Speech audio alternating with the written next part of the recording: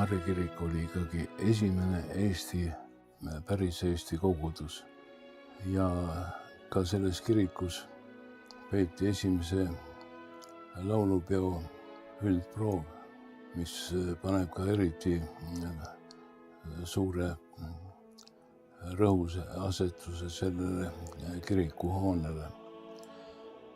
1842 oli tema ehitatud, nii et 99 aastat pidas ta sellisena vastu. Fotograaf Edward Sellek oli see mees, kes ainsana on pildistanud Marje kiriku põlemist. Marje kirik põleb ja ta tiris oma asjad kaekorrusse maja plekkkatusele ja tegi sealt pildi. Nagu ta ise rääkis mulle, et kui hakkasid kuulid ja killud sagedamini plekkkatusesse tongima, siis ma võtsin oma fotoaparaadi selle jala ja tulin katuselt alla ja laskusin hoonesse.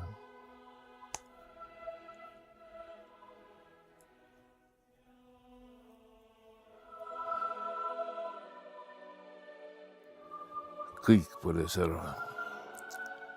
Algas Tähe tänavast see põlemine ja põles kuni Kastani tänavani kõik maha. Kui ma 25.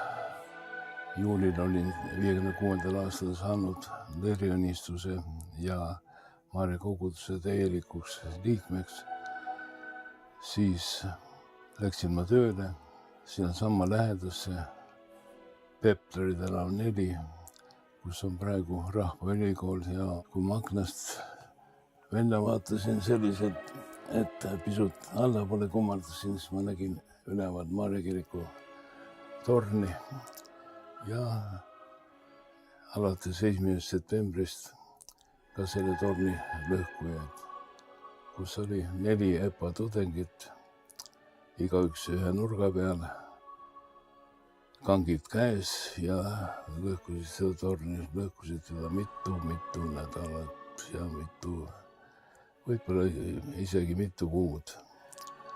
Selle pildi pealt juba näeme, et Marje kiriku torn on ühe korruse võrra madalamaks tehtud ja ümber käib ka üsna vilgas tegevus ja muudeti see kirikusaal võimlaks, EPA võimlaks.